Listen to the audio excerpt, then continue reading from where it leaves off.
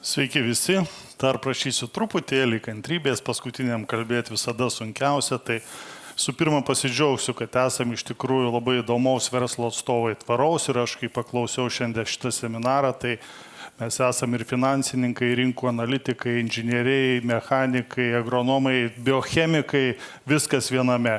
Tai sveikinu jūs ir tikrai mes neteršiam gamtos, mes naudojam legalius produktus ir miestiečiai savo nuotekose turi begalės teršalų, tai taip, kad mes esame iš tikrųjų garbingi verslininkai ir dar labai noriu pasidžiaugti, kad ūkininkai tai yra kaip tapytojai. Jie taip nutapo mūsų Lietuvos laukus, kad bet kuris miestietis važiuodamas sako, vat kokia mūsų Lietuva, kokie kloniai, slėniai. Tai taip, kad sveikinu jūs visus. Na ir labai trumpai, kaip paversti trąšų sąnaudas investicijomis, ar atsiperka ar ne, niekas neatsakys to, bet iš tikrųjų tręšti ar netręšti, čia visada, šiemet netręšiu. Manau, kad atsakymas yra vienareikšmis. Tręšim. Tik tai klausimas, kiek, kaip, kokių produktų, nes begali produktų, mes turim visus įrankius duotus mūsų rankose, tiesiog mes juos teisingai pasirinkim ir panaudokim. Kitas klausimas, purkšti ar tręšti. Turbūt daugelis čia niekam nenaujiena, mes tikrai naudojam kasas, skystas trąšas ir būtent atidavimas purkštuvų skystų trąšų, tai yra vienas iš tiksliausių atidavimų, tikrai netręšiam pakelių, pakanalių ir kaimynų laukų ir taip toliau. Tik tais sąlygoja kas mus, kainų lygis, pasiūla rinkoje, ar galim jas atsivežti anksčiau šias trąšas ar ne. Tai daug sudėtinių dalykų, bet tikrai šitas būdas tręšimo yra vienas iš tokių efektyviausių ir tiksliausių. Dar noriu Jums parodyti vieną tręšimo alternatyvą. Tai panašus į purkštuvų aparatas, gale yra sukantis volai ir tas volas turi pirštus. Ir tas pirštas, kada pasiekia žemiausią vietą, vertikaliai žemė, jisai sminga ir ten yra įpurškiama trąša. Lietuvoje tai nėra populiari mašina, tačiau Vokietijoje ir kitose šalyse tikrai yra naudojama.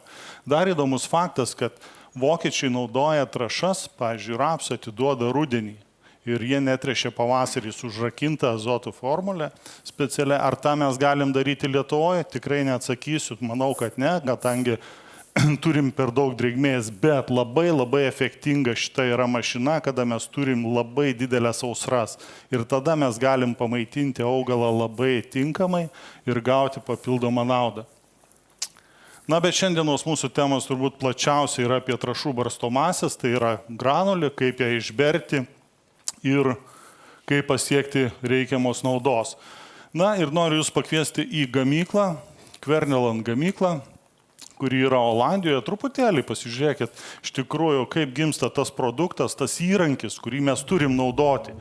Mes tą trąšą, tą chemiją vis tiek turim kažkaip tai paskleisti. Ir iš tikrųjų tai yra didelis darbas atliekamas gamyklų inžinierių, kurie stengiasi būtent dėl mūsų visų, kad turėtume kokybiškas tas mašinas ir kokybiškai dirbtume laukuose. Tai įsikūrus netoli Amsterdamo, visiškai šalia, pakankamai sena gamykla, bet jinai tikrai atnaujinta visais naujausiais įrengimais ir tai yra įdomi gamykla, tai nėra surinkimas, tai yra pilna gamyba, nuo metalo laikymų lauke, jo paruošimų specialiai šratais apšaudomų, virinimas, frezavimas, lazerinis pjovimas, surinkimas, dažymas, atkreipkite dėmesį, yra naudojami sausi milteliai, lygiai taip pat trąšų barstomosiom, po įkrovą apipurškiamą, kišamą į pečių. Kaip aš sakau, tam pečiai išlydomi tie dažai ir gaunasi tiesiog padengimas kaip plasmasis, tai yra pats brangiausias dažymo būdas. Na ir surinkimų linijos. Mato, tolumoje yra ir daug pakabinamų purkštuvų. Tai tokios šalys kaip Ispanija ir kitos pietų šalys labai plačiai naudoja šitą techniką. Tai mūsų kraštuose gal jau žiūrim, kaip jie atgyvena šitos purkštuvus. Na ir prikabinami purkštuvai, surinkimų linija. Tai pamažu gimsta tas daiktas, kuris vėliau matysim išbandomas, paruošiamas pristatymui Lietuvos ir visų kitų Europos ūkininkams. Na ir čia yra įdomus dalykas, tai yra trąšų testavimo salė, robotizuota salė, matysim truputėlį vėliau paaiškinsiu apie ją, tai yra labai svarbu. Toliau purkštuvų testavimo salė, kiekvienas purkštuvas yra ištestuojamas, kad jisai tinkamai veiktų jau pristatytas, kad nereikėtų kažką tai daryti čia vietoj Lietuvoje ir šita gamykla dar turi bandymų lauką, kur purkštuvai testuojami lauke, tai yra specialūs nelygumai ir taip tikrinamas jų sijų stabilumas ir darbo kokybė. Tai labai trumpai tiek, purkštuvas paruoštas, važiuoja turbūt į Lietuvą jau šitas ir džiaugiuosi, kad gamintojai iš tikrųjų kiekvienais metais bando kažką atrasti naujo ir Hannoverių parodoje pristatė patį naujausią Kverneland barstomąją, kurie atvažiuos vasaros antroje pusėje ir rudenio pas mus. Jinai turinti begalį inovacijų, tačiau apie jas turbūt pakalbėsim gal kažkokio seminaro metu, kai turėsim šitą trąšų barstomąją. Na, įvardinčiau trąšų barstomųjų išmanumą naudojant ūkyje, tai yra 3 išmanumų lygiai. Pats pirmasis išmanumų lygis, ką reikėtų jau kaip 100% turėti ūkyje turbūt, tai yra trąšų barstomoji susvėrimų sistema. Tai šitos mašinos nėra brangios, bet tos brangius produktus, kurie sudaro didžiasias išlaidas mūsų ūkio, iš tikrųjų reikia paskleisti teisingai. Ir turint paprastąją barstomąją su tiksliai veikiančia svėrimų sistema, mūsų atsiriša rankos ir mes tikrai užsiduotą kiekį kilogramais į hektarą gaunam netgi kilogramų tikslumu. Tai čia būtent yra Kvernelandų išskirtinumas, plačiau galėsim padiskutuoti, kas turėsit klausimų. Antras išmanumų lygis. Tai yra sekcijų kontrolė. Visi kalba tręšimų sekcijos. Mano tikslas, kad jūs šiandien atkreiptumėte dėmesį iš tos paveikslėlius ir kad tikroji sekcijų kontrolė tai yra pilnai, kada gali tręštuvas susidaryti nuo vienos pusės ir nueiti visiškai į vieną pusę, paliekant berti siaurą ruožą. Čia yra tikroji sekcijų kontrolė. Jeigu mes kalbam apie sekcijų kontrolę, kada užsidaro iki pusės, tai nėra sekcijų kontrolė, neapsigaukit. Na ir matot, Kvernelandas sugeba netgi vidurį uždaryti, o berti šonus. Aišku, tokių situacijų gal laukuose nedaug turėsim, bet aš tik noriu parodyti galimybės, ką daro iš tikrųjų gera sekcijų kontrolė tręštuvose. Na ir dar paskutinis toksai išmanumų lygis, tai yra kintama norma. Kintamos normos bėrimas lauke. Žemės tyrimai, mes čia daug kartų girdėjom, čia nieko naujo, tačiau aš tik noriu atkreipti dėmesį į multirate kontrolę, ką turi Kvernelandas, tai yra išmanioji kontrolė, kada mes galim kairėje pusėje, esant matot, skirtingų spalvų laukui, išvesti vidurkį. Ir dešinė lygiai taip pat reiškiasi, mūsų tręštuvas nepasirinks kažkokios didžiausios ir mažiausios reikšmės ir bers pasirinkęs vieną reikšmę, bet jis netgi sugeba išvesti vidurkį ir berti vidutinę tos pusės reikšmę. Tai atrodo menkniekis, bet iš tikrųjų tikslumas yra aukščiausias šitoje vietoje. Na ir dar parodysiu, iš tikrųjų atsinešiau dėžutes ir būtent parodysiu trumpą filmuką, ką čia norėsiu papasakoti apie tas dėžutes. Tai labai prašau visų pasižiūrėti, kas yra ta trąša ir kodėl ją sunku mums išmesti teisingai lauke. Čia pristatomas Kverneland iš tikrųjų diskas, jisai skirtinis, jis turi išcentrinį padavimą iš centro, bet mūsų esmė yra kokia? Numesti trąšą ten, kur jos mums reikia. Tai aš kalbu apie bėrimų plotį. Ne per toli, ne per arti. Matot, skirtingos formos granulės, skirtingų dydžių, jos visiškai kitaip lekia. Ir, pavyzdžiui, esanti sunki granulė, jinai įtakoja, kaip toli jinai nulėks. Esanti tam tikros formos granulė, jinai įtakoja pasipriešinimą oro ir taip toliau. Tai va būtent šitose dėžutėse aš ir turiu skirtingas granulės, kurios visiškai skirtingai lėks lauke. Ir mūsų tręštuvas gali berti labai gerai arba labai blogai. Viskas priklausys nuo mūsų, kaip mes jį sugebam nustatyti. Tai geriausia, kada, aišku, mes pasiekiam tą rezultatą ten, kur reikia, kad nubertų. Dar įdomus faktas, pamatysim, kad mes trąšą suprantame kaip pavadinimą trąšos. Tai yra azotinė trąša, N34, NPK su tam tikrais procentinėm išraiškom trąšos pavadinimą. Tačiau esančios gamyklos pasaulyje dalis nurodo, bet Kvernelandui, noriu pabrėžti, to nereikia. Ne pavadinimą mes renkamės, bet mes renkamės granulę. Kokią granulę mes turim nepriklausomai fosforas, azotas, kalis, taip mes sugebam išberti kokybiškai. Tai mums nereikia žiūrėti lentelių su pavadinimu, mes turėsim vieną įrankį, įrankį, šitą dėžutę ir šitą dėžutę viską padarys. Ir tręštuvą nusistatysim teisingai. Pabaigsim žiūrėti video, paaiškinsiu apie šitas dėžutės. Tai va, būtent ta dėžutė supilama į vieną pusę, trąšas tiesiog pasiemama iš didmaišio, tą dėžutę papurtome ir mūsų matėt granuliaciją dėžutėse, ką matome šitoj vietoj. Ir dar labai svarbus įrankis, tai yra pasveriame litro svorį. Tai yra vienas iš esminių faktorių, tai ogi tinkamai nuberti trąšą ten, kur jos reikia. Na ir dar išskirtinumas yra tas Kvernelandų, kad tuos parametrus mes tiesiog įvedame į kompiuterių langelį ir paspaudžiame auto mygtuką. Ir mūsų tręštuvas nusistato idealiai tiksliai, būtent palei esamą trąšą, granulės formą, svorį, būtent bėrimui tokiam pločiui.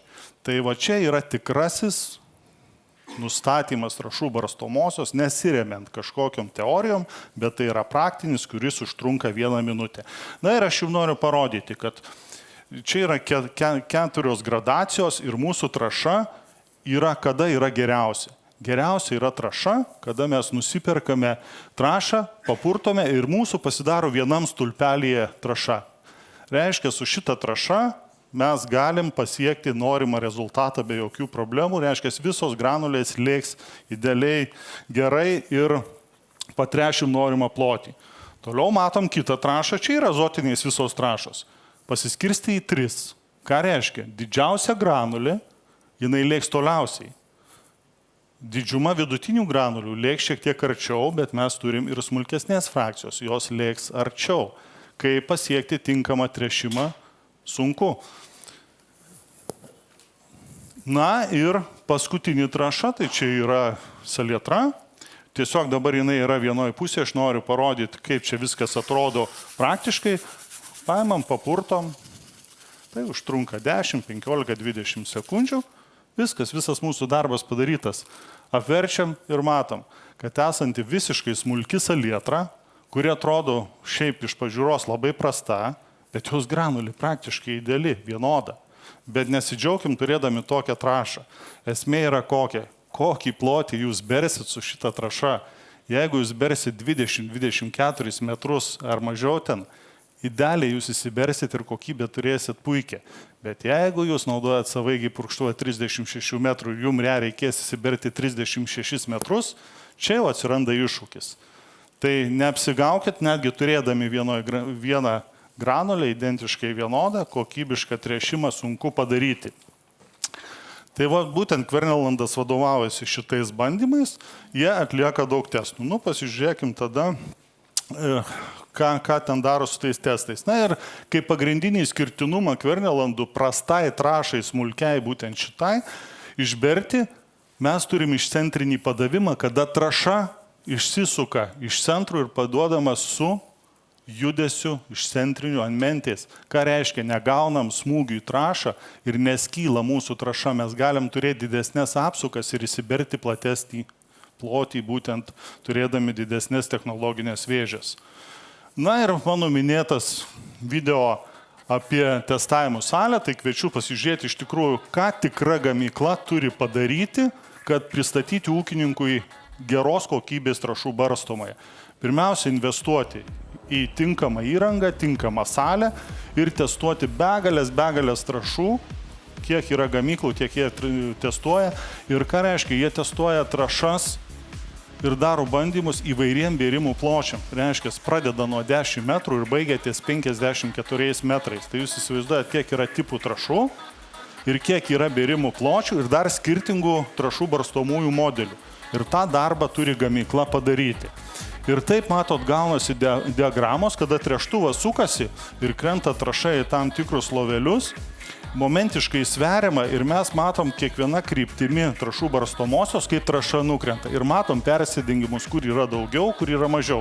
Taip kūriamas dozavimų principas tręštuvuose, kad būtent ją būtų lengva nustatyti. Dar įdomus faktas, kad tą trąšą skirtą bandymams mes galim naudoti 2 kartus. Nes jinai yra mechaniškai pažeidžiama, todėl negalima naudoti 20 kartų. Tai vėlgi mums reikalauja papildomų investicijų pirkti pastoviai trąšą ir bandyti. Na ir turėdami šitos rezultatus, Būtent Kverneldas viską sudeda į kompiuterį arba mes turim lenteles, kurias galim pasižiūrėti ir mobiliajam telefone. Reiškia, mes pasveriam trąšą, supurtėm, gavom rezultatą ir įvedėm šitos duomenys į kompiuterį. Paspaudėm mygtuką ir mums išmeta iš 1000 darytų bandymų artimiausią pavyzdį gamykloje esamos mūsų trąšos. Ir mes būtent ją pasirenkam. Ką reiškia? Mes reiškia, kad visą tręštuvų nustatymą atlikom per minutę ir galim drąsiai važiuoti į lauką pasitikėdami, aišku, gamyklą. Kas yra svarbu? Padaryti mes galim begalę klaidų nustatymuose, kada naudojam iki 24 metrų bėrimų plotį. Paprastas patikrinimas, turbūt kiekvienas žino, atvažiuojam, technologinę vėžę, atsistojam ant kitų, mūsų trąša turi dabirti iki kitų technologinių vėžių vidurių. Ne kažkur toliau, ne kažkur arčiau. Kaip nustatyti, kada naudojam 36 metrus? Niekaip. Niekaip visiškai neįmanoma. Reiškia, mes turim investuoti į trąšų dėžutės, dėliotis trąšų dėžutės, pravažiuojam, lipam, skaičiuojam, sveriam, žiūrim. Viso to galim išvengti, kada mes turim trąšų barstomosios nustatymą šituo principu. Tai būtent Kvernelandų principu. Na ir dar įdomus faktas, jau visiškai baiginėjau, dar minutę kantrybės. Dar vienas faktas. Kverneldas turi išskirtinės 8 mentės. Net patys Kverneldas nežinojo, kad tai yra didžiulis privalumas. Kada pradėjo ūkininkai važiuoti 25 km per valandą greičiu per lauką ir berti trąšas, pastebėjo, kad kada turim 2 mentės, važiuojant dideliu greičiu, atsiranda tarp menčių darbo didelis atstumas ir atsiranda tam tikri nelygumai. Būtent 8 mentės sumažina tos atstumus 8 kartus ir taip gaunam kokybę tręšimo. Na ir paskutiniai skaičiai, iš tikrųjų šitie skaičiai yra Kverneland programėliai skaičiai, galim tikėti, galim netikėti, kiekvienas mes galim savo paimti ūkių dydį, tai čia matom ūkių dydis 300 hektarų, 20 laukų, turim laukų dydis apie 15 hektarų ir turim 4 pasirinkimus laukų. Na ir matom, kada mes turim paprastą tręštuvą ir išmanų tręštuvą, kokie skaičiai mums generuojasi galutiniai eilutėj. Kiek procentų ir piniginė išraiška. Čia paimtas 60 000 eurų išlaidos tokiam ūkiui. Tai mes turim lygius laukus, kaip čia apibrėžta. Dabar kaip kinta skaičius mes matom, kada šiek tiek nelygus laukai, kas atsitinka, kai atsiranda dar kreivesni, na ir visiškai nelygios konfiguracijos laukuose, mes matom, kad šitas skaičius padidėjo iki 17,5%, iki 10 000 eurų galim sutaupyti išberdami kokybiškai ten, kur reikia trąšą, nepertręšdami. Na ir visiškai į pabaigą jau einu.